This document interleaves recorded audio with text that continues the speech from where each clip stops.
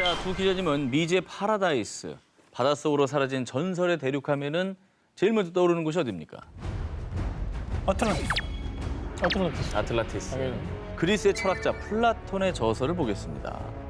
헤라클레스의 기둥 저편에 아주 큰 아틀란티스라는 섬이 있다. 사방에 금과 은 등으로 부가 넘쳤고 과학이 고도로 발달한 대국이다. 하지만 아틀란티스는 하루아침에 바닷속으로 침몰, 인류 역사 속에서 사라진다고 합니다. 이게 이제 저서에도 나오니까 사실 뭐 구전으로만 내려오던 땅이 아니라 정말 분명히 기록된 게 있으니까 우리가 다 있었겠구나라고 생각은 많이 되는 건데 만약에 아틀란티스가 실존했다면 우리가 알고 있는 인류 최초의 4대 문명보다 훨씬 전에 그렇죠. 초고대 문명이 있었다는 겁니다. 그러니까 인류 역사가 바뀌는 거죠, 이렇게 되면. 수백 년 동안 사람들의 관심을 끌며 전 세계 수많은 고고학자, 역사가들이 아틀란티스를 찾아 대탐험, 대서양, 모로코의 사하라, 심지어 버뮤다 삼각지대까지 아틀란티스라고 주장하는 곳들이 너무나도 많았습니다. 하지만 아직까지 이 아틀란티스의 실체는 정확히 밝혀지지 않았는데요. 그런 가운데 아틀란티스라고 주장하는 또 하나의 후보가 등장합니다. 바로 바하마 제도의 작은 섬, 비미니. 여기서 아틀란티스 뭐 유적이라도 발견된 겁니까? 아하. 자, 먼저 비미니 섬이 아틀란티스라고 주장하는 첫 번째 근거를 소개해드립니다.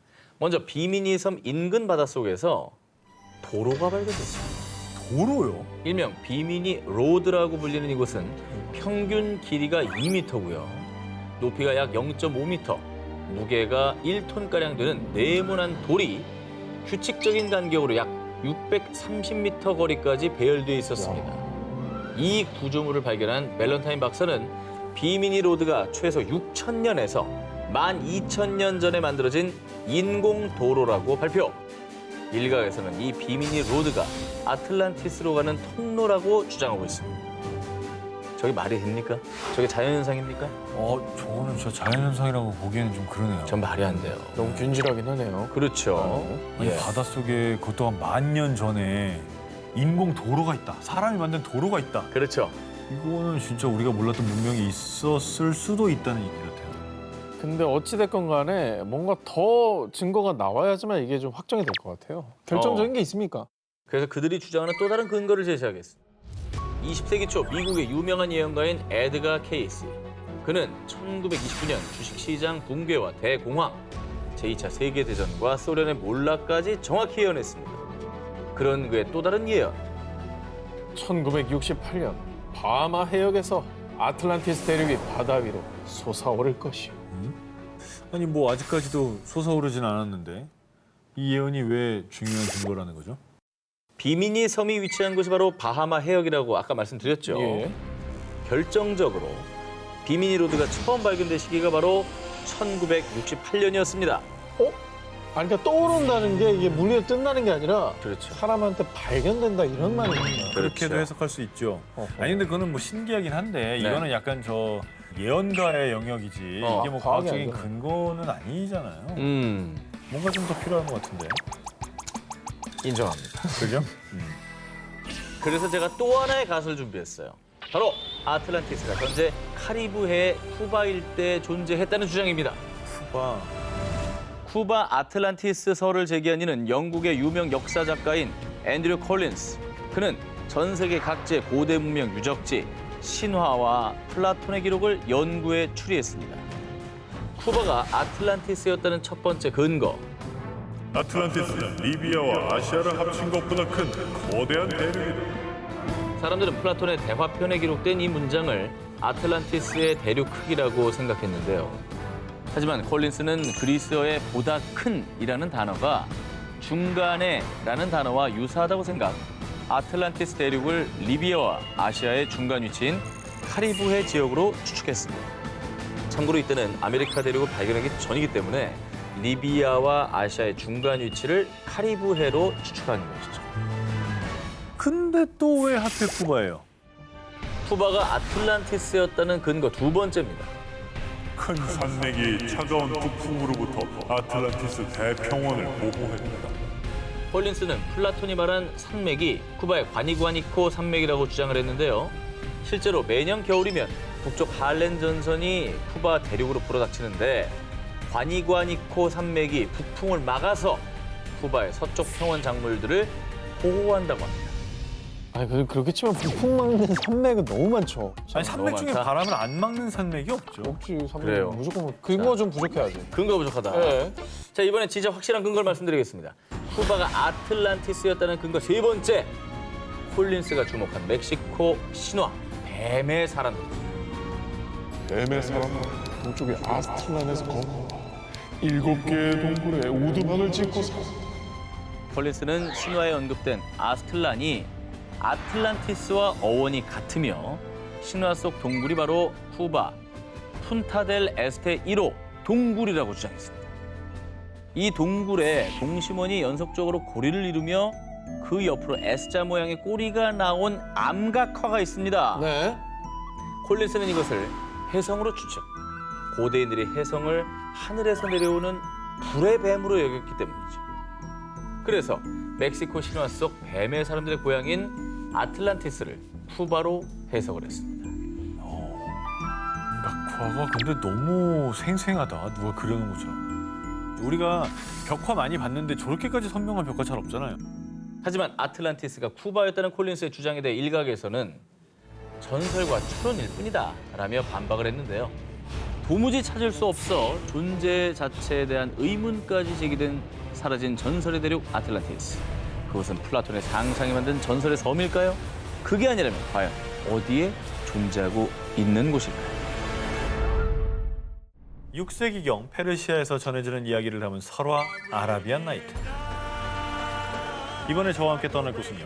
아라비안 나이트에서 풍요의 도시로 등장하는 오만의 전설 속 고대 도시 바로 우바르입니다. 전설에 따르면요. 우바르는 당시 금만큼 가치가 컸던 약재이자 향료인 유향의 교역으로 화려하게 번성하면서 일명 환상의 도시로 불렸습니다.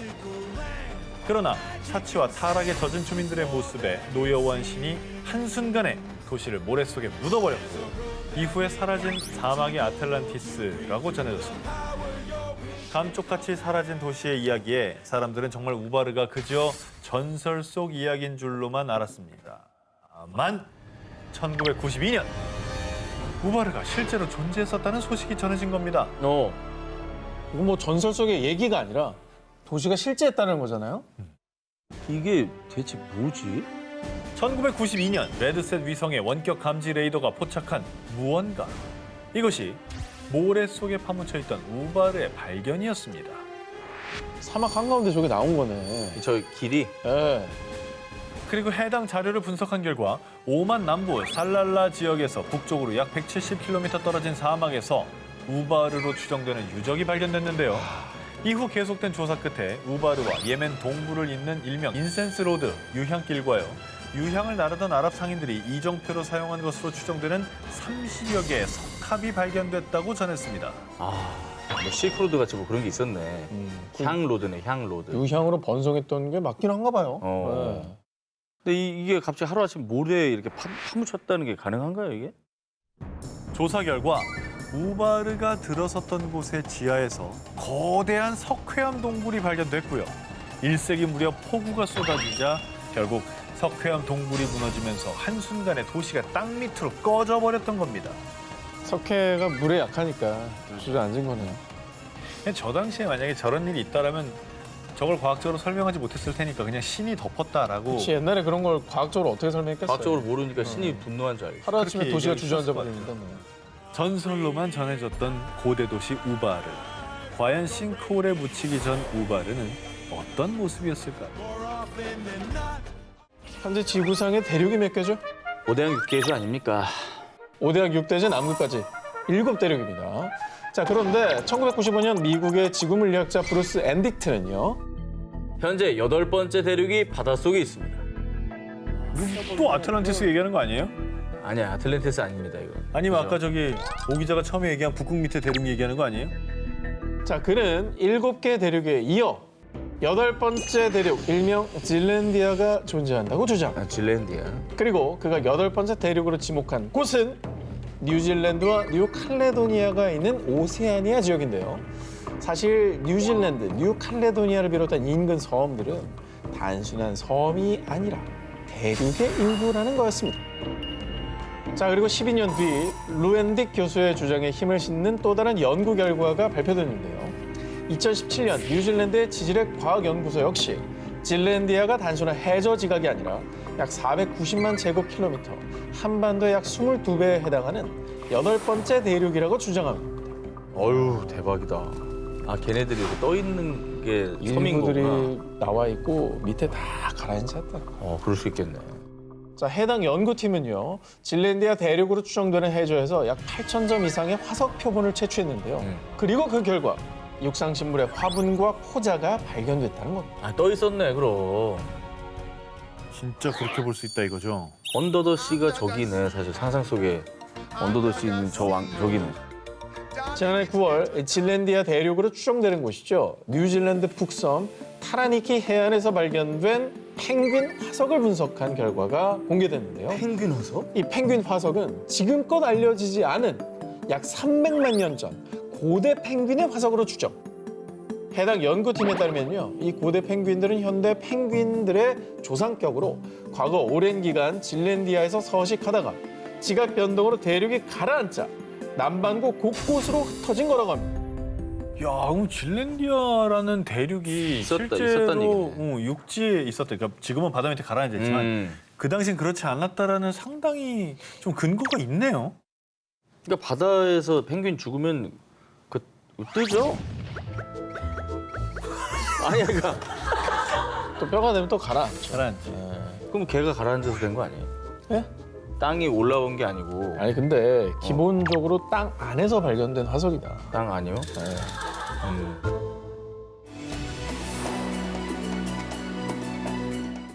중국 저장성의 작은 마을 롱유. 이 마을에는 바닥 없는 연못이 있다라는 전설이 전해지고 있었다고 하는데요. 거대한 수수께끼를 품은 2000년 전 연못의 비밀을 지금부터 소개해드립니다. 1992년 이 마을의 주민들은 바닥 없는 연못의 실체가 몹시 궁금했던지 연못 탐험을 시작했습니다. 17일에 걸쳐 연못의 물을 다 빼낸 마을 주민들은 무언가를 발견하고 경악을 금치 못했습니다. 혹시 그 지하 세계로 내려가는 터널을 발견했나요? 오, 여기다 돌을 던져봤더니 총소리가 났나요? 아니면 거기서 3m짜리 아니 거인이 풍경을 나왔나요? 탄 거인이 나온 거 아니에요? 연못 아래에서 발견된 것은 거대한 수중 동굴이었습니다. 진짜? 높이 20에서 40m, 1000에서 3000 제곱미터 규모로 총 24개가 발견이 되며 진짜 크다. 놀라움을 자아냈습니다. 자, 2000년 전 만들어진 것으로 추측이 됩니다. 그런데 더 놀라운 것은 이 동굴들은 자연적으로 형성된 동굴이 아닌 사람이 오로지 끈을 이용해서 만들어낸 인공 동굴이라는 점입니다. 이야. 그리고 이 룽유 동굴 안에는 정교한 조각뿐 아니라 교량과 계단, 기둥까지 발견됐지만 신기하게도 이 모든 작업에 불을 사용한 흔적이 전혀 없었습니다. 아니 근데 저 정도면 진짜 누가 만들어 놓고 그거를 일부러 물 안에다가 묻었다라고 말하는 게 더 믿길 정도예요. 그러기에는 부피가 너무 커요. 근데 규모가 너무 크잖아. 한 개도 거의 아니고 도시인데? 24개 동굴을 그냥 끌로 이렇게 이걸로 만들었다는 게. 아니, 요즘 기술로 저걸 저렇게 파내려가도 되게 어려운 일일 것 같은데요? 이곳을 조사한 고고학자들은 동굴에 햇빛이 드는 시간 동안에만 작업했을 거라고 추측. 하지만 왜 굳이 전기도 장비도 없던 당시의 기술력으로 힘들게 수중의 대규모의 동굴을 만든 것인지, 그리고 어떻게 이렇게 오랜 세월 잘 보존될 수 있었는지 무수한 의문만 생기게 됩니다. 롱유 동굴은 왕가의 무덤이었을 겁니다. 아닙니다. 채석장이나 저장고였을 겁니다. 자, 하지만 왕실의 무덤이라면 있을 법한 유물들이나 매장 흔적이 발견되지 않았으며, 그리고 돌이나 얼음을 채석했다면 어떻게 수중까지 돌과 얼음을 운반할 수가 있었겠냐는 것이죠. 그 어떤 역사서에도 기록이 남아있지 않아서 미스터리로 남아있습니다. 아, 이거 정말 신기하다. 정말 저게 만약에 물속에 있고 저 안에서 저걸 조각해냈다면 거기서 나온 돌을 어떻게 가지고 올라오냐고. 아니, 그리고 어떻게 저 물 안에서 저걸 그것도 너무 어려워. 잠수 뭐 스쿠버 장비가 있는 것도 아니고. 1분이나 잠수하면 다행인데. 만약에 안 되고. 국가적인 어떤 권력이 주도해서 저걸 만들었다면 기록이 거의 있어요. 진시황릉 수준의 공사인데 그러면 기록이 기록이 있겠죠. 우리가 배운 인류 최초의 문명은 기원전 3,500년경 시작된 메소포타미아 문명이죠. 그런데 말입니다. 우리, 아니 전 세계인이 다 알고 있는 역사를 바꿔 모든 걸 다 바꿔 이 형 좀 바꿔. 모두 뒤집어버리는 충격적인 주장이 제기됐습니다. 무려 기원전 7,500년경에 탄생한 것으로 추측되는 신문명이 발견된 겁니다.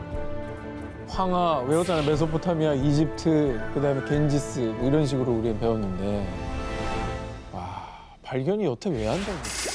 어디에 있었기?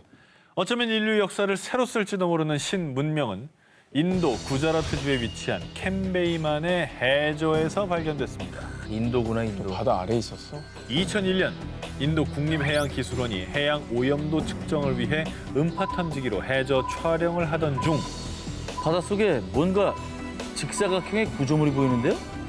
고대 도시의 터로 추정되는 다양한 크기의 직사각형 구조물 수십 개를 발견했는데요. 와 저거는 사람이 만든 거네.